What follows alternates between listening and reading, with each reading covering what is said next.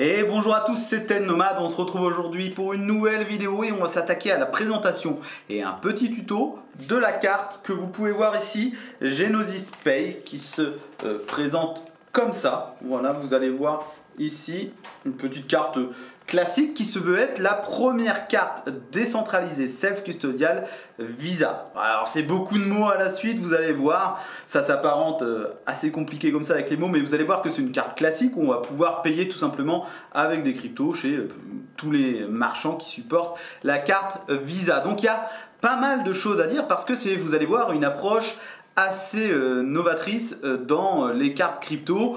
On est assez loin des cartes crypto classiques comme crypto.com ou autre, puisqu'ici il y a ce côté un peu décentralisé, ce côté open, et donc il y a beaucoup de choses à dire parce que je trouve qu'il y a un potentiel véritablement intéressant, mais que aujourd'hui, il y a encore quelques limites. Alors évidemment, si vous regardez cette vidéo 2, 3, 4 mois après qu'elle ait été faite, évidemment qu'il va y avoir des choses qui ont changé. Mais je suis dans les premiers à l'utiliser et donc forcément, il y a encore beaucoup de choses à faire, mais voilà, je tenais à vous présenter un peu le potentiel, comment ça fonctionne rapidement, et on a pas mal de choses à dire, alors let's go. Avant toute chose, n'hésitez pas à vous abonner, à mettre un petit pouce bleu, à mettre un commentaire, franchement ça fait toujours plaisir de soutenir la chaîne et ça m'aide à continuer. Alors concrètement, qu'est-ce que ça veut dire ce côté un peu décentralisé, self-custodial? Eh bien, c'est que comme je le disais, contrairement aux approches des cartes crypto classiques comme crypto.com ou d'autres, eh bien c'est que ici vous allez disposer véritablement de vos fonds puisque vous allez pouvoir utiliser cette carte directement avec un wallet non custodial et de façon décentralisée. Et que là, pour le coup, vous n'allez pas mettre vos fonds ou vos cryptos sur une entité centralisée ou sur un exchange centralisé et que tout se fait de façon décentralisée. Autre point, c'est que vous pourrez utiliser cette carte comme n'importe quelle autre carte de débit classique que vous retrouverez sur le marché. Et enfin, vous pourrez évidemment profiter de la sécurité liée à tout ce qui est blockchain, etc. Sans oublier, on va y revenir plus tard, mais le côté open. Puisque le côté open et sécurité est forcément quelque chose d'important aujourd'hui et c'est ce que promet, ou en tout cas ce sont les ambitions de cette carte. Donc cette carte a été développée par la fondation Genesis Chain, qui est un peu une sidechain de Ethereum et qui existe depuis pas mal de temps aujourd'hui, qui n'a jamais véritablement connu de grosse hype ou quoi, mais qui fait le taf et qui a construit de nombreux partenariats à travers diverses applications. Donc si vous ne connaissez pas, je vous invite à aller voir à quoi correspond la Genesis Chain, mais voilà, c'est quelque chose qui est intéressant, qui marche bien, qui a peu de frais, qui est donc sur un réseau EVM, donc lié à Ethereum, et vous pourrez voir évidemment tout ça plus en profondeur. Le but n'est pas de faire une explication de Genesis. D'ailleurs, vous pouvez voir aussi toutes les applications et d'apps qui se sont en tout cas en partenariat ou développées en partie sur Genesis Chain. Donc il y a beaucoup de choses. On les retrouve aussi notamment chez Realty, la partie immobilier. Donc voilà, c'est quand même une infrastructure qui est correcte et qui a su se développer au fil du temps. Alors ce que je trouve véritablement intéressant dans l'approche de cette carte, c'est ce côté, comme je vous le disais, ouverture, décentralisée, c'est-à-dire que tout n'est pas géré par une seule et même entité et plusieurs acteurs du Web3 peuvent et se sont greffés au projet pour proposer différents services. On retrouve par exemple la partie Safe, qui est pour tout ce qui est protection des données, qui là fait partie évidemment de l'environnement Genesis, mais il n'y a pas que ça. Tout ce qui a été un peu réglementation, etc. a été fait avec Elliptic.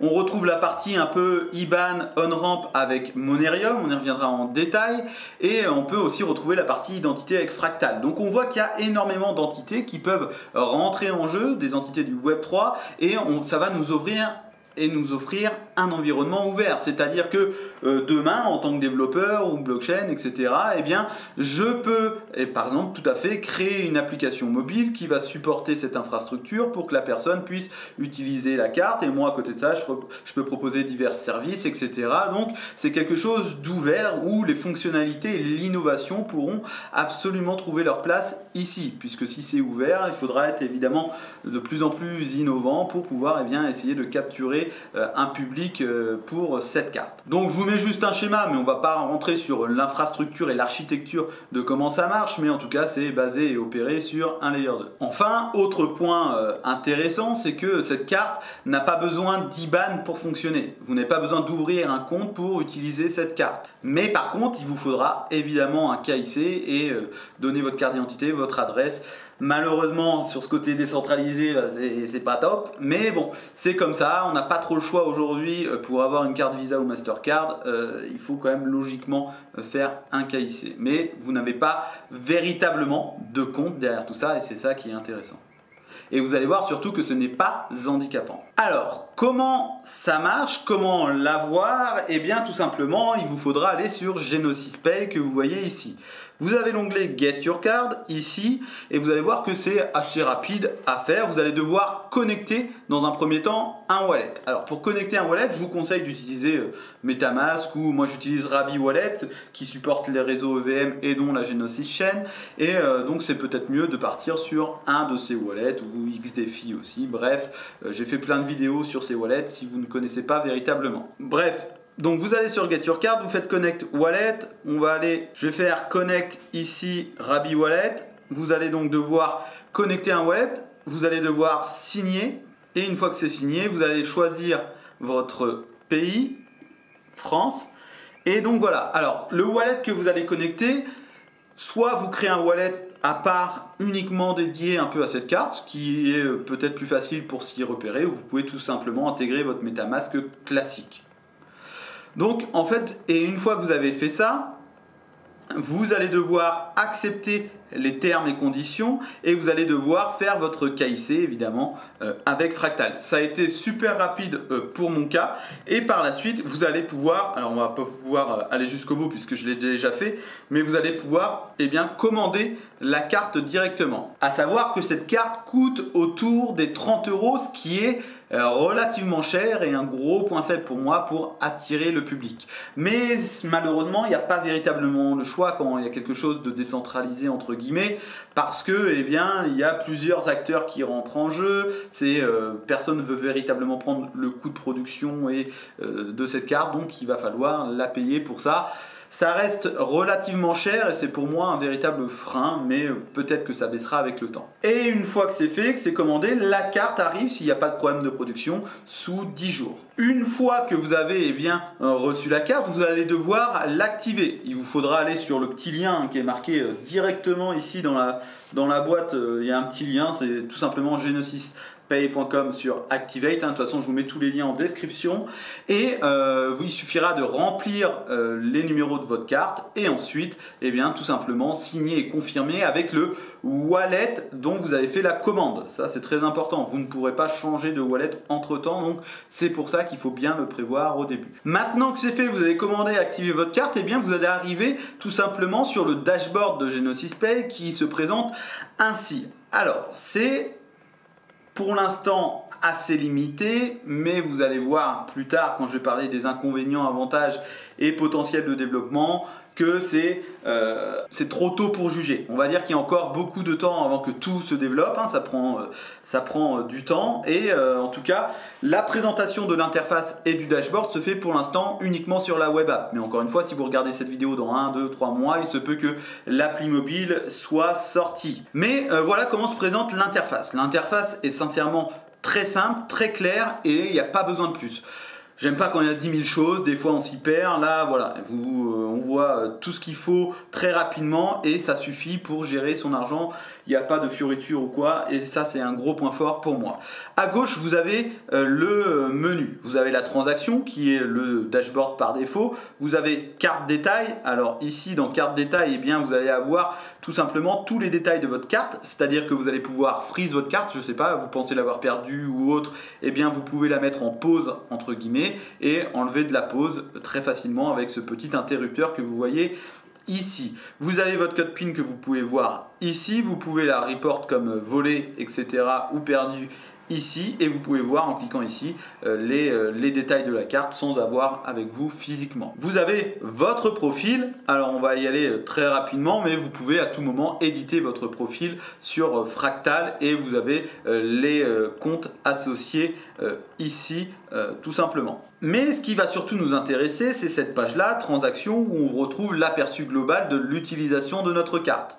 Par exemple, on a la partie card ici, vous voyez, je suis dessus, qui représente toutes les dépenses que j'ai pu faire avec ma carte, avec le marchand et le montant ici. Vous avez la partie wallet qui correspond à toutes les transactions faites ici sur ce wallet, sur cette adresse-là, avec les moins et les plus. J'ai rechargé de 15 €, voilà, j'ai payé 7 € ici, j'ai remis 2 € ici. Voilà, vous retrouvez tout l'historique des transactions, paiement et ici transactions wallet, tout Genesis Pay. Vous avez donc la balance évidemment ici, vous avez la limite ici, donc vous pouvez vous fixer vous-même votre limite journalière, donc 0 limite, 100 €, 250, 500, custom, vous pouvez eh bien, éditer vous-même cette limite-là.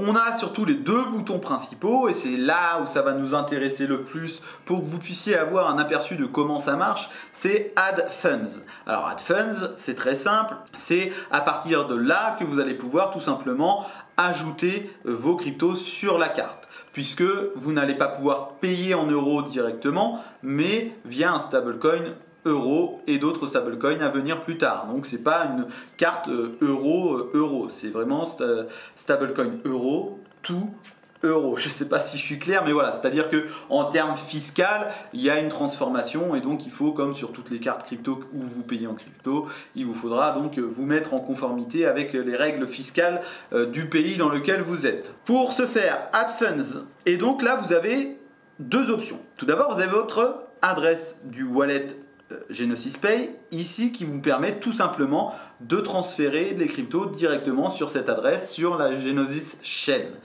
Très important, ils ont mis un warning, c'est-à-dire que pour l'instant, je dis bien pour l'instant parce que dans le programme de développement, il y aura plus tard l'USDT, l'USDC, le DAI, etc. On peut imaginer aussi d'autres cryptos, mais pour l'instant, on peut uniquement importer de l'euro E, donc EUR, qui est le stablecoin créé par Monerium sur la Genesis Chain et donc qui est un stablecoin qui vous permet de payer 1 euro E pour 1 euro. Et donc vous ne pourrez importer que ça pour payer pour l'instant sur votre carte. Donc pour ça vous avez deux options.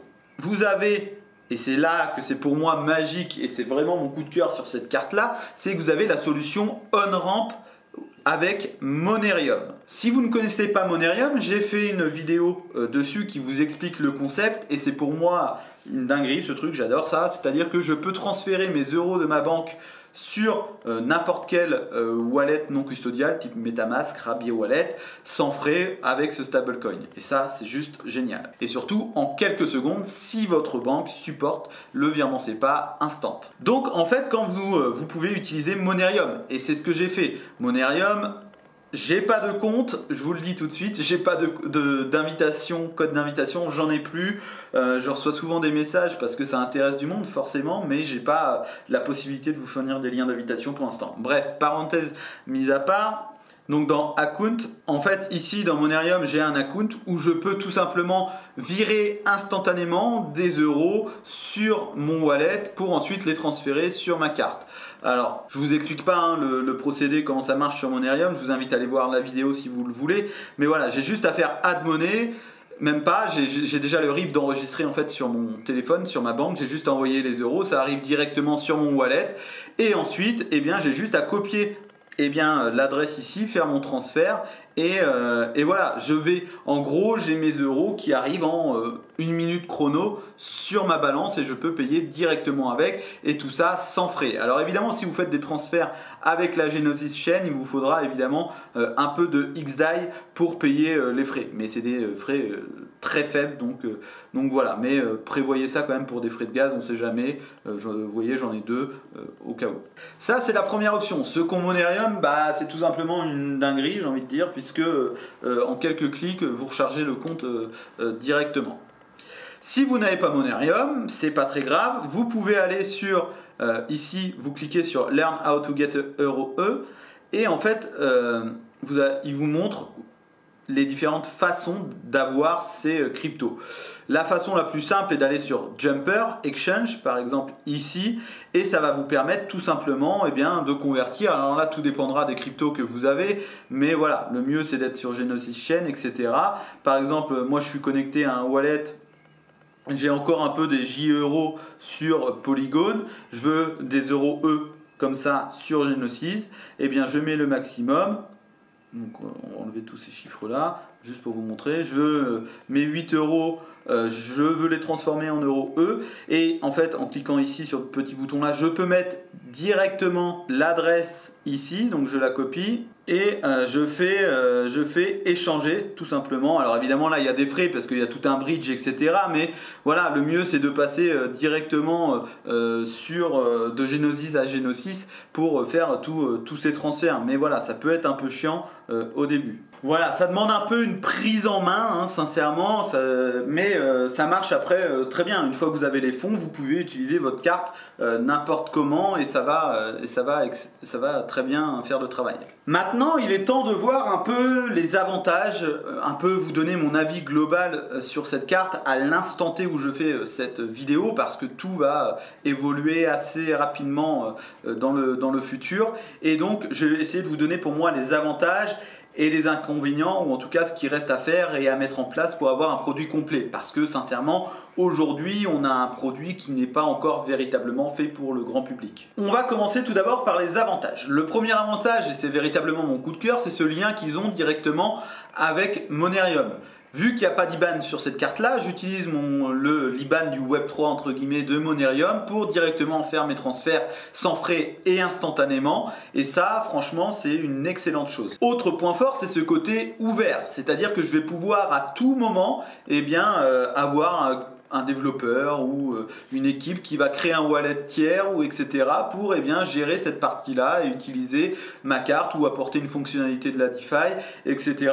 Ça laisse énormément de possibilités et d'innovation à travers cette infrastructure et ça c'est aussi pour moi un gros point fort, mais il faut être patient. En termes de frais, on est sur une carte normale, hein. Je vous invite à aller voir les frais sur cette carte-là.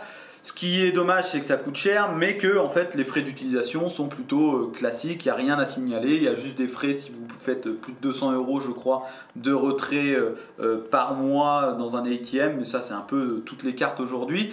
Et si vous allez à l'étranger, il faut mieux payer en euros pour que la conversion soit au mieux. Le fait aussi qu'on ne dépende pas d'une véritable entité centralisée, d'un exchange, etc. Je trouve ça aussi assez rassurant. On n'a pas à justifier l'import ou l'export de fonds et ça, c'est plutôt une bonne chose. Puisque je ne l'ai pas précisé, mais vous pouvez évidemment à tout moment envoyer vos fonds, hein, ce qui vous reste. Là, je peux très bien envoyer tous mes euros sur une autre adresse. Sauf que, évidemment, ça va freeze la carte juste 3 minutes par mesure de sécurité. Mais voilà. On peut aussi facilement ajuster ses limites de dépenses, ça aussi c'est un avantage. Et voilà pour les avantages. C'est surtout son potentiel que je vois et son développement qui peut être véritablement intéressant si on ajoute d'autres stablecoins, pourquoi pas d'autres blockchains, etc. Avoir le choix entre différents wallets pour utiliser la carte, franchement, il y a des choses à faire. Donc j'ai hâte et je vais suivre de près un peu ce projet. Mais maintenant, passons aux inconvénients parce qu'il y en a encore pas mal et il y a encore beaucoup de choses à perfectionner aujourd'hui. Même si c'est un produit innovant, le fait que ce soit justement tout nouveau, il y a encore beaucoup de choses à faire. Le premier défaut, mais qui arrivera plus tard, et peut-être que quand vous allez voir cette vidéo, c'est déjà le cas, ça manque véritablement d'une appli mobile. J'aimerais bien pouvoir gérer tout ça facilement depuis une appli mobile. Il manque aussi le 3D Secure quand on fait un achat sur internet, etc. D'ailleurs, les achats sur internet n'étaient pas disponibles jusque-là, ça a dû être mis en place très récemment là, donc il n'y a pas de souci par rapport à ça. L'inconvénient, c'est le prix d'acquisition de cette carte, 30 €, c'est énorme. Alors vous allez me dire, il n'y a pas de frais de garde, etc. Et par rapport à une carte bancaire classique, on peut s'y retrouver, oui, mais je pense que le fait de payer 30 € d'un coup pour une personne, ça peut être un frein pour une carte, mais voilà, c'est un peu le prix à payer, j'ai envie de dire. Vous avez pu le voir, on est encore sur une utilisation aujourd'hui un peu geek, hein, on va pas se le cacher, c'est pas du tout fait pour le grand public, même si Eh bien, si vous utilisez Monerium, franchement, il n'y a rien de compliqué et c'est super simple à utiliser. Donc là-dessus, pas de souci. J'en ai parlé, mais je le redis dans les inconvénients, c'est le manque de crypto dispo. On peut utiliser uniquement EUROE aujourd'hui alors qu'il est peu disponible, il n'est pas dispo sur des exchanges, etc. Et franchement, c'est un peu chiant pour en avoir, donc c'est un peu limite. Mais voilà, plus tard, c'est prévu, il y aura l'USDT, USDC, le DAI, etc. Ce qui sera beaucoup plus simple. Ça manque quelques fonctionnalités aussi de la DeFi, comme pourquoi pas emprunter pour payer tout simplement, à voir, mais on peut imaginer toutes sortes de fonctionnalités liées à la DeFi. Et enfin, il n'y a pas encore Apple Pay, alors là aussi c'est prévu sur la roadmap, mais c'est pas encore arrivé à l'heure où je fais cette vidéo. Mais en tout cas c'est prévu et ça sera fait pour. Et une fois qu'il y aura ça, ça sera véritablement intéressant. Il n'y a pas encore tous les wallets tiers dont je vous parlais, où on dépend aujourd'hui de ça, mais plus tard on pourra pourquoi pas choisir d'autres wallets tiers pour gérer tout ça. Et enfin, c'est vrai qu'on aime bien dans les cartes crypto, mais parfois c'est pas économiquement viable et c'est sûrement pour ça que c'est pas mis en place, mais il n'y a pas véritablement de programme de récompense ou de fidélité à utiliser cette carte et ça c'est un peu dommage, mais je vois pas véritablement comment ils peuvent faire quelque chose derrière ça, faut étudier ça. Et enfin, ça c'est pas propre du tout à Genesis Pay, mais il y a tous les problèmes entre guillemets ou contraintes liées aux cartes de débit, que ce soit pour des logs de voiture ou quand vous allez payer votre essence, vous pouvez avoir une empreinte plus importante qui vous sera remboursée plus tard. Bref, c'est ça sur toutes les cartes de débit. Bon, on en a terminé, j'espère que vous y voyez plus clair sur cette carte là, mais en tout cas moi j'y vois un gros potentiel. Alors je vais pas l'utiliser au quotidien pour l'instant, ça c'est une chose qui est sûre parce que déjà fiscalement c'est chiant, mais c'est surtout que pour l'instant on n'est pas sur un produit hyper complet, mais par contre c'est véritablement un projet que je vais suivre parce qu'il peut y avoir véritablement de belles choses, de beaux wallets pour gérer ça, une facilité encore plus déconcertante pour faire le lien de liquidité entre crypto, euro, machin. Bref, il y a plein de choses qui peuvent arriver sur ça et donc je trouve que c'est une véritable innovation qui demande encore du temps, mais en tout cas il faut suivre ça de votre côté. N'hésitez pas à me dire ce que vous en pensez et en tout cas on se retrouve bientôt pour une nouvelle vidéo. Ciao!